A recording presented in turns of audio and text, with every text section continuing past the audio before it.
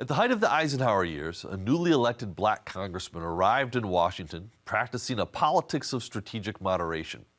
Today's guest chronicles the life of Charles C. Diggs, Jr., his often overlooked contribution to the civil rights era that followed, and his ultimate political fall. He's Marion Orr this week on Story in the Public Square.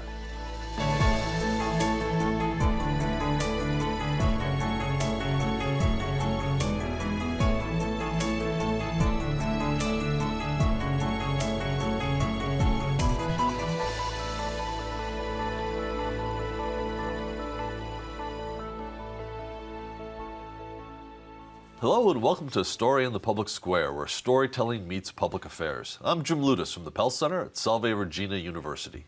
And I'm G. Wayne Miller, also of Salve's Pell Center. And our guest this week is Marion Orr, the Frederick Lippitt Professor of Public Policy at Brown University. He's also the author of a new book, House of Diggs, The Rise and Fall of America's Most Consequential Black Congressman, Charles C. Diggs, Jr. Marion, thank you so much for being with us. Oh, thank you for having me. And congratulations on the book. I mentioned to you in the green room that I'm a little bit embarrassed as a historian that I did not know any of the story of Charles Diggs. Give us a quick overview of the book, and then we'll get into it in some depth. Yeah, well, Charles Diggs was a Congress member from Detroit, Michigan. He served from 1955 to 1980. And I document in the book that he was perhaps the most consequential black American ever to serve in the Congress. He did so much. He arrived in Congress in 1955, and he never looked back. He is credited with being the person who pushed and restored home rule to our nation's capital, Washington, D.C. He was the founder of the Congressional Black Caucus, which is today perhaps the most powerful black political organization in the country. It is a caucus of all 62 members who serve in the United States Congress. Finally, Diggs was significant in the American anti-apartheid movement. Many people link that movement to the 1980s and 1990s. My book documents that Diggs was ahead of his time. He was talking about apartheid in the 50s and the 60s. So when you look at his work, his contributions, his persistence in Congress, he just did a lot, and when you add it all up, he was just significantly consequential. You described him practicing strategic moderation. Yeah. As a political moderate, I've often found it a challenge to excite people about moderation. What did he do? How did he employ that as a tactic, as a strategy in his legislative agenda and in his public life? Yeah. Well, let me be clear on what I mean by the politics of strategic moderation. Today, politicians tend to identify themselves as moderates in order to distinguish themselves from the extreme wings of their parties. Right. When I look at Diggs and talk about his politics of strategic moderation, what I'm talking about is his approach to building coalitions in the 50s, 60s, and 70s. Diggs firmly believed that if black Americans who were a numerical majority and a racial minority were going to achieve on the areas of civil rights, that you had to have the broad spectrum of America supporting its cause. So Diggs was a strategic moderate in that he worked hard to bring in conservatives, to bring in radicals, and he worked with these people throughout his years in Congress. So what I'm saying is Diggs, first of all, was a race man. He was strongly for civil rights. He stood up against bigotry and discrimination, but at the same time, he knew how to operate in the Congress. He knew how to build coalitions. And one of the things about this guy is he was a strategic coalition builder, and I think it really helped him to succeed in Congress. So you write in the book that he was stunningly effective in Congress, which he was, but today he is an almost forgotten freedom warrior. How could such a man of such prominence be forgotten now. And by the way, your book will change that, but until now, how could that possibly have happened? Yeah. Well, it's a couple of things. One, I think it is the way in which historians and journalists have focused on a particular group of black leaders, if you will. We typically hear a lot about Martin Luther King Jr., perhaps Malcolm X and others. My book is really a sort of corrective history to say that we have really ignored one of the most fundamental, most important individuals who served in the Congress. Diggs was also overshadowed by Congressmember Adam Clayton Powell. He was from Harlem. He was flamboyant. He was a black radical. And Powell typically captured a lot of media attention during the period in which Diggs was in office. So I say in part that the narrowness in which historians and journalists have sort of focused on a few black leaders, and secondly, the extent to which Diggs was overshadowed by Powell and perhaps others. Diggs was a quiet, unassuming character who put his head down and worked very hard. And being quiet and unassuming, you can kind of get lost in the Congress. But he was effective, and he was very, very consequential. So he was elected in 1954 to the U.S. House of Representatives. Tell us about that election, how he pulled that off, and what greeted him when he was sworn in Washington. Yeah. Congressman Diggs is from Detroit. His family, his parents migrated to Detroit as a part of the Great Migration. His father and mother formed a very prosperous funeral home in which they named the House of Diggs, hence the title of the book.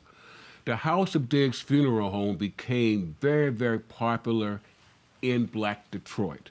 In fact, if you died in Detroit and you were African American in the 40s, 50s, and 60s, you're likely to be buried by the Diggs family. They buried more than half of the blacks who died in Michigan in the 50s, quite frankly. That's stunning. Yeah. Yes, yes. And the father, Charles Diggs Sr., will parlay the success of the business, the funeral home, into electoral politics, eventually winning a seat in the Michigan State Senate in 1936. In 1943-44, the father got in trouble. In fact, he was arrested and served 15 months in state prison. And Diggs would succeed his father, the son, in the Michigan State Senate, and 3 years afterwards would run for a seat in Congress, defeating a sitting incumbent in a district that at the time was 60% white. So Diggs was the first black American ever to get elected in a congressional district that was majority white when he ran. And again, once he got elected in '54, he never looked back. Well, so very early in his time in Congress, Emmett Till was lynched, and one of the more the entire book is powerful, but the description of Diggs traveling to the trial of the accused murderers is remarkable. Talk to us a little bit about the courage, though, that took. Sure. To go to Mississippi and to sit in that courtroom and listen to that testimony. Yeah, well, as you said, Diggs got elected in '54. He comes to Congress in January of 1955, and in the summer of 1955, August, September of '55, there's the trial in Mississippi of the two white men who were accused of killing Emmett Till. Emmett Till was the 14-year-old Chicago boy who went to visit his relatives in the Delta of Mississippi, and he was murdered and lynched. The two men was on trial down in Mississippi, and Diggs, again, he's from Detroit, Michigan, decided that he would go to the trial to observe the trial. And his personal safety was at risk, even going there. This is true, because anybody black in Mississippi during this period was in danger. And here comes Diggs, saying he's going to observe the trial. And he wrote about the 5 days in which he stayed in Mississippi. And what he said was he was frightened throughout. Wow. It was a harrowing experience because of the racial tensions that were down there. And so Diggs went there. He was 32 years old, a young person, going to Mississippi to really stand up for black men, black women, and for civil rights. And let me just add, he had a major impact on the trial in 2 significant ways. Number one, the black witnesses who came forward were frightened. They were frightened because they knew their lives were in jeopardy by accusing 2 white men of murdering a black person. The black witnesses who testified at the trial later told reporters, friends, and relatives that they got the courage to step forward in that trial and to point an accusing finger at the 2 white men because Congressman Diggs was sitting there in the courtroom. They looked out and they saw this reassuring person, this powerful black Congress member, and they are quoted as saying that Diggs' presence at the trial helped them get through their testimony. And the second thing that Diggs did was important in the trial is that his presence brought additional media attention. The fact that he was just elected to Congress in 1954, just arrived in 1955, the fact that he was a new black congressman, let me just step back and say he was only one of 3 black members of Congress at the time. And so Diggs' presence in the courtroom was significant for the witnesses, and his presence in Mississippi was there because his presence heightened the media attention around what was happening at the trial and civil rights in Mississippi and in the South. Emmett Till was obviously, that what you've just described was a monumental milestone in the civil rights movement. Yes. Which brings me to Martin Luther King Jr. He and Diggs knew each other, and more than that. Tell us about that relationship, which was so important. Yes. It was a friendship, a brotherhood centered around the struggle for civil rights. When Dr. King started the Montgomery boycott movement down in Alabama in 1956, Diggs used his House of Diggs radio program. The funeral home had a radio program, and he used the radio program, Wayne, to raise money for the boycott. Again, he's in Detroit. The boycott is in Alabama.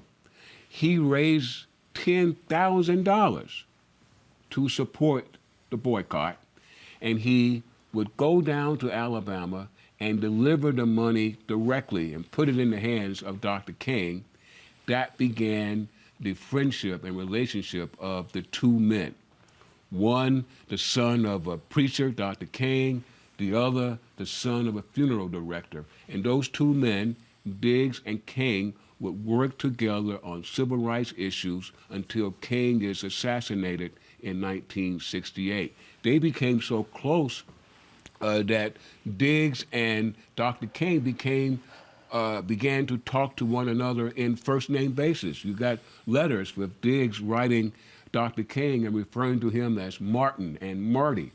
And only close friends and relatives of Dr. King called him Marty or Martin. This, I think, is an indication of the closeness the 2 men had. Absolutely. In addition, if you look at Diggs' FBI file, and I happen to obtain the FBI files of Diggs, the FBI makes the point in their surveillance that Diggs was, quote, a close associate, unquote, of Dr. King. And they would work on issues in civil rights.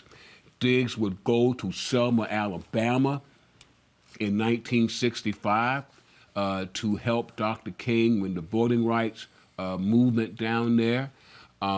King will eventually come to Detroit and do a testimonial dinner to raise money for Diggs, which he contributed to the SCLC, the organization that Diggs that King formed.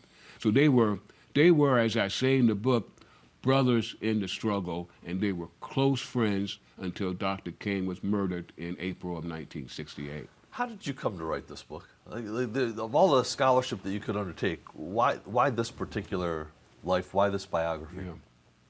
I knew about Diggs and his contributions. I was taught, I did my undergraduate work in political science at a small black college called Savannah State University.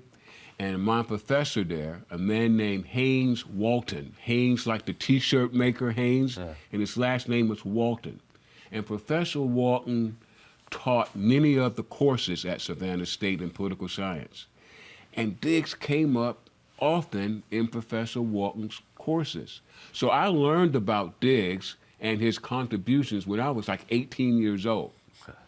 I would go on to graduate school in political science, and I would learn still more about this man's contribution. And I discovered that no one, no historian, no journalist, no political scientist had taken the time to write a book on Diggs. I discovered that he left his papers at Howard University, lots of papers, 750 boxes of his congressional Holy smokes. correspondence, his business papers, personal papers were left at Howard University. And as a political scientist, I immediately saw lots of data. When you have that's good data, and that's how I started to write the book. That's why I wrote it. I knew this guy was significant. I knew he was consequential, and no one else would do it. And I said, I got to do it. So you talk about those boxes, and I would note there are 44 pages of notes on your research, spanning almost 10 years. Talk about that. That is a long time to write a book. The result, of course, is stunning. But how did you keep the faith, as it were, for those 10 years? Yeah. Well, I was sustained in part by my wife and daughter who helped me through it. They would pull me away when I'm too much into Diggs. And so I dedicated the book to my wife, Ramona, and our daughter, Willia. But you're right, Wayne. I had to go through all of those papers that Diggs left there. Wow. Tremendous amount of work and trying to organize it. In addition, Diggs was a prolific writer of letters, memoranda, and telegrams to U.S. presidents, cabinet secretaries, and heads of agencies. So in addition to the papers at Howard University, Diggs' personal papers, I was also able to gather documents from all 6 of the presidents that he served under. So I went to the Eisenhower Library, I went to the Kennedy Library, the Nixon Library, the Ford Library, the Carter Library, the Kennedy Library. All of those libraries had lots of letters and documents about and from Charles Diggs because he was a serious Congress member. In addition, lots of government documents. Because he served in Congress, there's lots of government documents from his congressional hearings that he held, his visits to Africa. And finally, I was able to get the transcripts from his trial. The book is called The Rise and Fall of Charles Diggs. He would have a fall, so there's a trial. I have the transcripts, some 1,200 pages of transcripts. And finally, I obtained Congressman Diggs' FBI file, which is also helpful in figuring out what happened to Diggs at the end. So it's deeply researched, and it took, as Wayne said, 10 years to do it. Let me add, I also interviewed his family members and many of some of the black Congress members who he served with on Capitol Hill. You know, in the interest of time, we can't do justice to the entirety of his life here. But you mentioned it a couple times already. His impact on the way Washington thought about Africa as a whole, but also apartheid in South Africa. Yes. Talk to us a little bit about the role he played. And you mentioned this already too. He started focusing on this at a time when the civil rights journey in the United States was far from complete, but was already thinking about the injustice in South Africa. Sure. Talk to us about that. Yeah. Yeah. In 1957, Diggs would take his first trip to Africa. He was part of the U.S. official delegation to Ghana's independence celebration. That trip to Africa transformed Diggs. He became really fixated on Africa. And by the time he would leave Congress, he would be known as Mr. Africa. In 1959, he became the first black American to serve on the House Foreign Affairs Committee, and he immediately showed interest in Africa. In 1969, he became the chair of the Foreign Affairs Committee Subcommittee on Africa. And it was through that subcommittee chairmanship on Africa that he would literally galvanize the nation around apartheid in an effort to break the bond between the U.S. government and the South African government. So Diggs was really talking about and raising questions about America's relationship with South Africa and its apartheid regime back in the 50s and 60s. And he would eventually become, I argue, the titular head of the American anti-apartheid movement. Let me just add, Diggs became and was the visionary for what would become Trans-Africa. Trans-Africa was formed in 1977, and it became this nation's most influential and most powerful anti-apartheid organization, which literally helped bring down the apartheid regime. South Africa, and few people know this, Trans-Africa rather, was Diggs' vision.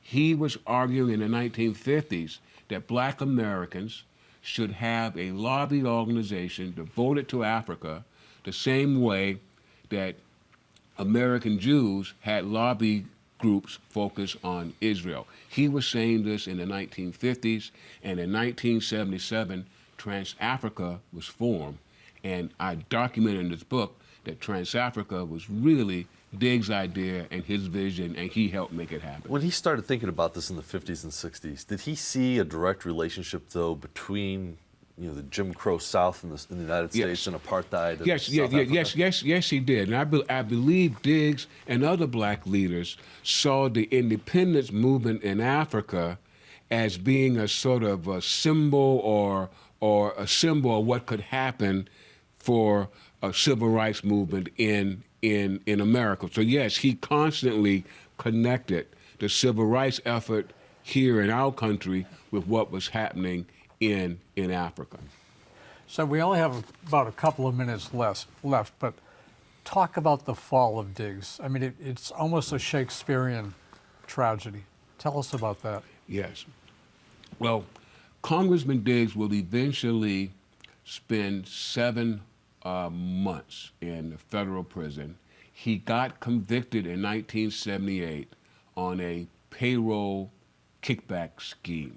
He violated Congress's payroll laws and got caught and went to trial and was convicted of this payroll scheme. Essentially, he got into financial trouble. The house of Diggs' funeral home collapsed, and the congressman relied on the funeral home to supplement his income. The congressman had a difficult time managing his finances. I couldn't figure out why. He gambled a lot, perhaps that's part of it. So when the funeral home collapsed, he got desperate, and he asked his secretary, could I raise your salary? And she said yes, and the salary raise came back to Diggs, and he paid his personal bills with this additional salary. In 1977, the Justice Department will learn about the payroll scheme and will investigate him and would convict him and eventually send him to prison. So we've got about a minute left here. this is as most lives, its complexity is layered upon layer. So much good, but some very human Sure. flaws. When you sit back and you think about that from sort of like almost a meta perspective, what does that tell you about leaders and leadership and the foibles that we all carry? Well, for me, it just hammers on what you just said, the complexity of human beings. We are complex human beings operating in a very complicated world. Diggs made some very bad personal choices. He did. And he suffered because of that. I think in many instances we don't know him that well because of this. Nevertheless, it does not take away from his historical contributions to America and to the world.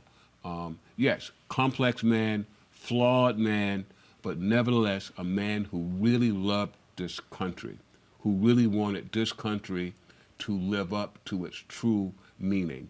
And he worked really hard. He sacrificed his family, he sacrificed his business for this country and indeed for Africa to be better.